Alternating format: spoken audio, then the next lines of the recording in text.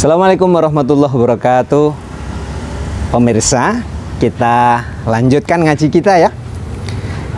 Dikisahkan suatu saat itu Nabi keluar rumah untuk menemui para sahabatnya. Ruwiya annahu alaihi salatu wassalamu kharaja dzata yaumin ala ashabihi.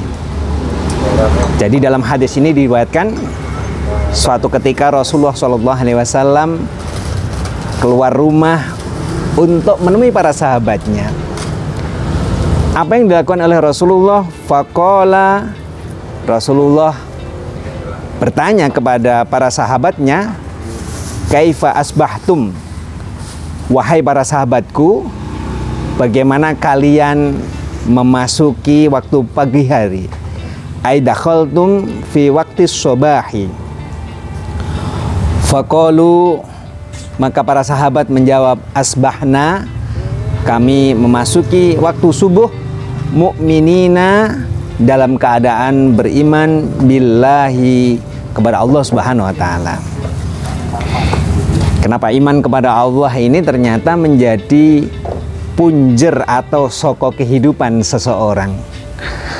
Bagaimana tidak kalau orang itu tidak memiliki iman kepada Allah Subhanahu wa taala? Padahal yang namanya guncangan hidup itu akan datang sewaktu-waktu. Ada kalanya guncangan hidup itu berkaitan dengan fisik kita, kesehatan kita. Mari kita pikirkan secara bersama-sama perubahan dari waktu sehat tiba-tiba sakit. Itu tidak ada orang yang tahu pun di antara kita. Tidak ada orang yang mengerti kapan kita akan sakit. Bisa jadi Allah memberikan ujian kepada kita, waktunya itu tiba-tiba tanpa ada sinyal yang mendahuluinya. Kadang-kadang ada orang yang tiba-tiba datang ke rumah, dikiranya silaturahim, nggak taunya menipu begitu. Itu sering kita jumpai juga. Kita kadang menyaksikan ada orang yang pagi hari ini dalam keadaan sehat, tetapi tiba-tiba yang bersangkutan mendapatkan ujian dari Allah dalam bentuk sakit. Dan sakitnya tidak tanggung-tanggung.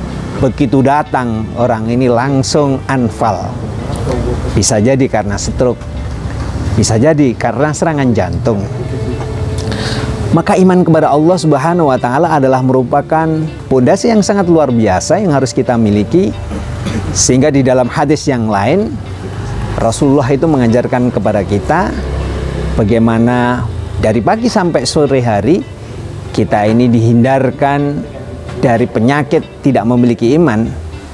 Kita diajari untuk sering membaca surat Al-Ikhlas setidaknya setelah sholat subuh itu 10 kali. Bismillahirrahmanirrahim. Qul huwallahu ahad, Allahus samad, lam yalid walam yulad walam yakul lahu kufuwan ahad. Qul huwallahu ahad, katakan bahwa Allah itu adalah Maha Esa. Allah adalah tempat bergantung. Maka tidak ada yang menjamin kalau kita punya masalah kemudian kita sampaikan kepada orang lain itu masalah kita selesai, tidak. Tetapi kalau kemudian kita sampaikan, ya Allah, masalah itu datang dari Engkau, maka kami berharap Engkau memberikan solusi bagi kehidupan kami dengan cara mengerjakan sholat sunnah 2 rakaat. Allah akan memberikan jalan kepada kita. Maka menarik kalau para sahabat ketika ditanya oleh Rasulullah mengatakan kaifa asbahtum, para sahabat menjawab asbahna mu'minina, kami memasuki subuh dalam keadaan beriman kepada Allah Subhanahu wa taala. Maka ini adalah modal yang sangat luar biasa. Maka Rasulullah kemudian bertanya kepada para sahabatnya, wa ma alamatu imanikum, tanda-tanda kalau kemudian kamu pagi hari ini memasuki hari ini dengan iman kepada Allah, apa tanda-tandanya? Maka para sahabat mengatakan, qalu nasbiru alal balai, kami sabar ketika menghadapi musibah. Al-imtihanu minallahi ta'ala. Jadi ternyata sabar menghadapi ujian pada saat menjalani kehidupan ini bukan persoalan yang gampang. Tetapi kita meyakini sehat itu datang dari Allah, sakit itu juga datang dari Allah, kita mendapatkan rizki yang banyak itu juga dari Allah. Kalau kemudian pun hilang itu juga karena Allah, maka hati kita itu akan mudah untuk menerimanya. Tapi sekali lagi, sabar kalimat yang sederhana tetapi berat untuk kita lakukan. Tapi ingat bahwa di kemudian hari ketika kita sabar menghadapi musibah dari Allah Subhanahu wa taala, pahalanya luar biasa. Wa nashkuru 'alal rakhai. Tanda iman yang kedua adalah selalu bersyukur dalam keadaan apapun, dalam keadaan longgar, ay al-ittisa'u fil ma'isyati, dalam keadaan longgar. Biasanya orang-orang itu kalau dalam keadaan longgar akan sangat mudah sekali untuk menerima apa yang Allah kehendaki. Tapi tidak jarang dalam keadaan orang itu oleh Allah diuji oleh kekurangan materi, maka dia akan selalu keluh kesah. Maka disinilah kita pentingnya selalu bersyukur kepada Allah. Kalau tidak punya duit itu temannya banyak begitu ya. Tetapi bahwa mensyukuri apa yang Allah anugerahkan kepada kita, terutama adalah anugerah sehat. Kita tidak bisa bayangkan hanya persoalan gigi saja. Kalau gigi kita ini sakit, satu gigi saja ditembel dan itu berulang-ulang, insya Allah harganya mahal begitu ya. Tinggal ngalikan saja kalau kita punya gigi ada 32 gigi, satu gigi 1 juta kan sudah 32 juta begitu ya. Tapi pertanyaannya ketika kita oleh Allah dianugerahi nikmat makan tanpa merasakan sakitnya gigi, pertanyaannya sudahkah kita ini selalu bersyukur atas nikmat sehat gigi yang Allah anugerahkan kepada kita? Maka mensyukuri nikmat Allah dalam keadaan longgar maupun dalam keadaan sempit, ini adalah tanda-tanda bahwa orang itu memiliki iman kepada Allah Subhanahu wa taala. Yang terakhir adalah wanardho bil qada'i. Kami selalu ridho atas keputusan Allah Subhanahu wa taala. Maka menerima apapun ketentuan Allah yang diberikan kepada kita, ini adalah bagian dari tanda-tanda keimanan kita. Ada orang yang kadang-kadang punya cita-cita nikahnya mau pengen sama orang yang ganteng atau cantik, ternyata dapatnya ya itu saja. Tapi itu kalau kita syukuri akan menjadikan kondisi atau keadaan hidup kita itu menjadi berkah.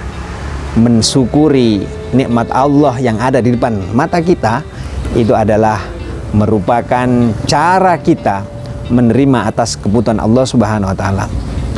Maka kemudian Rasulullah mengatakan, faqala alaihi salatu wassalamu, Rasulullah mengatakan kepada para sahabatnya, antumul mu'minuna haqqo.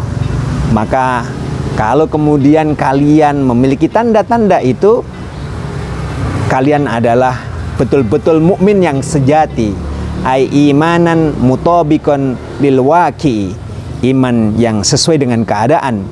Warabbil ka'bati, maka Rasulullah demi Tuhan yang menguasai Ka'bah, mudah-mudahan dengan demikian kita senantiasa oleh Allah dianugerahi iman yang istiqomah, dan ketika kita menghadapi berbagai ujian dari Allah, kita tetap menerima bahwa segala sesuatunya itu dari Allah Subhanahu wa taala.